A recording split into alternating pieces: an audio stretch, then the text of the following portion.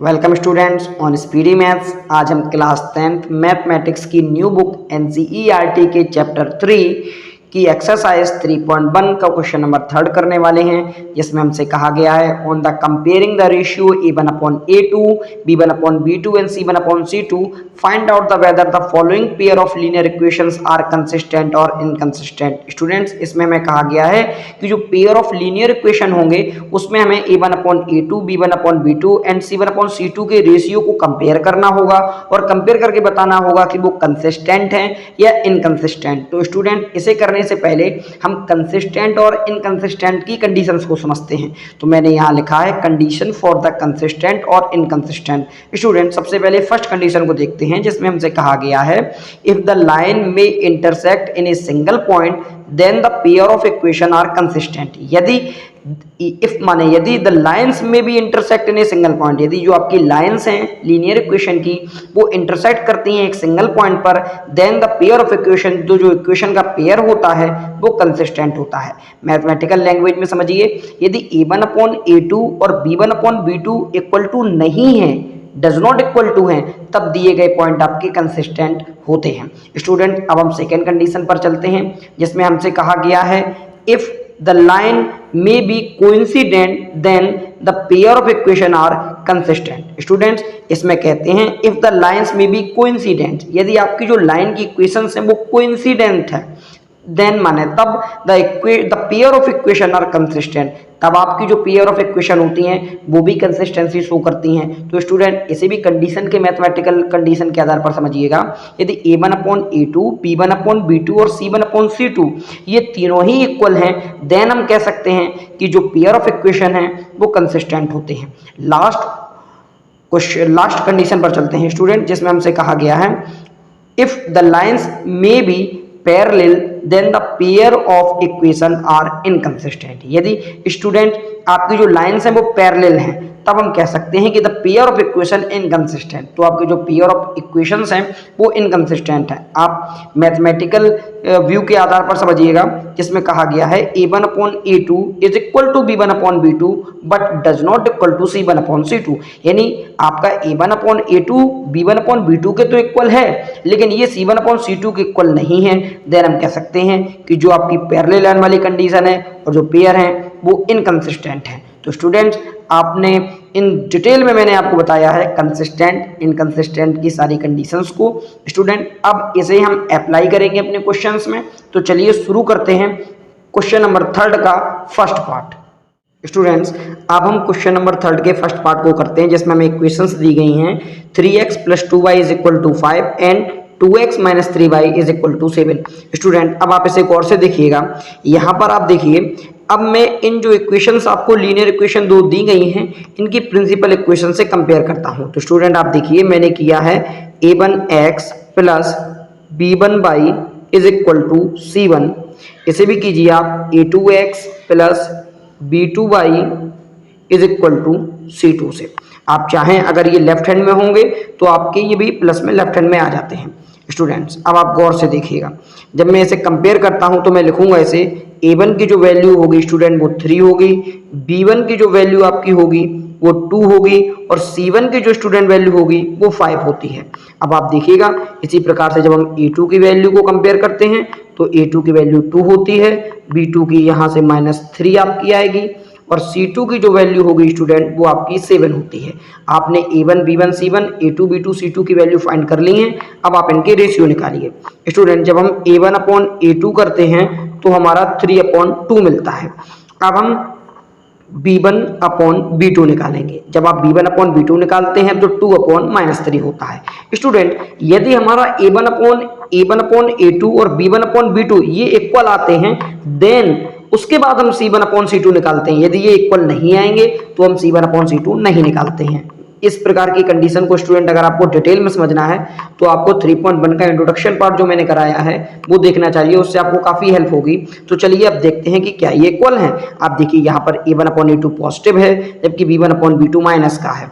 तो स्टूडेंट, ये इक्वल नहीं हो सकते, तो हम कहेंगे a1 upon a2 does not equal to b1 upon b2। और स्टूडेंट, जो ही हम ये कहेंगे कि a1 upon a2 does not equal to b1 upon b2, then हम कह सकते हैं कि हमारी कंडीशन फर्स्ट वाली अप्लाई हो रही है और फर्स्ट वाली कंडीशन से ये कंसिस्टेंट होता है। तो हम कहेंगे कि जो लीनियर और पेयर ये दी गए हैं आपको लीनियर इक्वेशंस, ये आपकी कंसिस्टेंट है। आप यहाँ पे कंसिस्टेंट डालिएगा। अब हम चलते हैं इसके नेक्स्ट पार्ट की ओर, क्वेश्चन नंबर 3 के सेकंड पर। स्टूडेंट्स, अब हम इसके सेकंड पार्ट पर चलते हैं जो कि बेहद इंपॉर्टेंट है, जिसमें कहा है 2x - 3y is equal to 8, 4x - 6y is equal to 9। अब आप इसे सॉल्व कीजिएगा स्टूडेंट। अब इस क्वेश्चन से मैं आपको डायरेक्ट बता रहा हूं क्योंकि मैंने जो इसका फर्स्ट पार्ट कराया था उसे डिटेल में समझाया था। तो अब आप डायरेक्ट देखिए, हम यहाँ से करेंगे a1/a2। आप देखिए यहाँ से जब हम a1 से कंपेयर करेंगे तो यहाँ से आपका 2 मिलेगा और a2 की वैल्यू आपको 4 मिलती है। आप इसे सॉल्व कीजिएगा, आपका 1/2 आता है। अब आप गौर से देखिए स्टूडेंट, अब हम b1/b2 करते हैं। जब हम यहाँ पर b1/b2 करेंगे स्टूडेंट तो यहाँ से -3 मिलेगा और इधर से हमें b2 की वैल्यू -6 मिलेगी। इसे आप कट कर दीजिएगा तो आपकी वैल्यू 1/2 आती है। स्टूडेंट, अब आप देखिए a1/a2 की वैल्यू 1/2 है, b1/b2 की वैल्यू भी 1/2 है। अब इस कंडीशन में हम c1/c2 की ओर जाएंगे ये देखने के लिए कि क्या वो भी इक्वल है। तो आप देखिए यहाँ पे c1 की जो वैल्यू आपको दी गई है स्टूडेंट, वो वैल्यू आपकी 8 है और जो c2 की वैल्यू है वो 9 है। तो आप लिखेंगे 8/9। अब आप गौर से देखिए a1/a2 b1/b2 के तो इक्वल है मगर 8/9 के इक्वल नहीं है। तो स्टूडेंट यहाँ पर हमारी कंडीशन हो गई a1/a2 is equal to b1/b2 but does not equal to c1/c2। अगर स्टूडेंट इस प्रकार की कंडीशन आती है तो मैंने आपको समझाया था कि यदि a1/a2 b1/b2 के इक्वल है मगर वो c1/c2 के इक्वल नहीं है तो वो इनकंसिस्टेंसी को शो करती है। तो यहाँ पे हम लिख देंगे इनकंसिस्टेंस। आप यहाँ पे लिख दीजिएगा इनकंसिस्टेंट। अब हम चलेंगे इसके नेक्स्ट पार्ट की ओर। क्वेश्चन नंबर 3 का थर्ड पार्ट है स्टूडेंट, इसे आप सॉल्व कीजिएगा। इसे हम सबसे पहले सॉल्व करते हैं और इसे सिंपल लीनियर फॉर्म में बनाते हैं। तो आप देखिएगा दोनों में हम एलसीएम 6 ले लेते हैं। जब आप 2 3 6 से ऊपर मल्टीपल कीजिएगा 9x आएगा, 3 2 6 से ऊपर 10y आएगा इज इक्वल टू 7।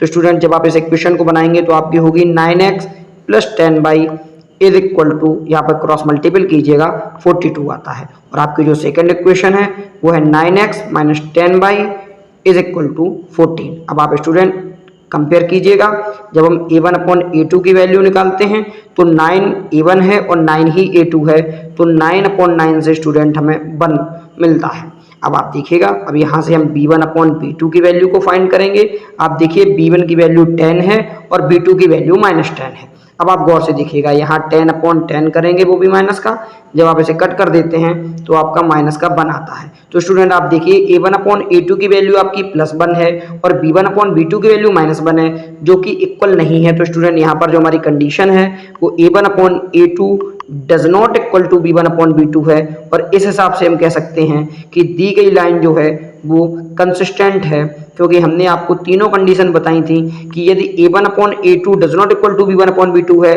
तो वो कंसिस्टेंट होगी और सिर्फ यही इकलौती एक कंडीशन है जहां पर वो इनकंसिस्टेंसी को शो करती है। अब हम चलते हैं इसके नेक्स्ट पार्ट पर। आप गौर से देखिएगा, इसमें हमसे कहा गया है 5x minus 3y is equal to 11 minus 10x plus 6y is equal to -22।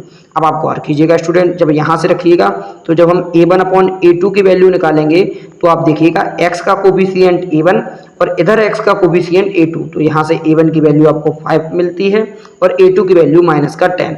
अब आप इसे सॉल्व कीजिएगा, आपका -1/2 आता है। जब आप b1/b2 को सॉल्व करते हैं स्टूडेंट, यहाँ से आप -3 रखिएगा, यहाँ से प्लस का 6 आएगा। जब आप इसे सॉल्व करते हैं तो आपका -1/2 आता है।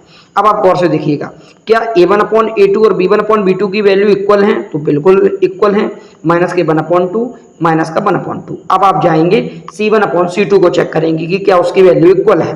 तो जब आप c1/c2 करते हैं तो आपका आता है 11/-22। अब आप इसे कट कीजिएगा तो आपकी वैल्यू आती है -1/2। स्टूडेंट जब हम गौर से देखते हैं कि चाहे वो a1/a2 हो, b1/b2 हो या c1/c2 हो, तीनों की ही वैल्यू सेम आती हैं। तो इस प्रकार की कंडीशन बनती है हमारी student a1/a2 is equal to b1/b2 is equal to c1/c2।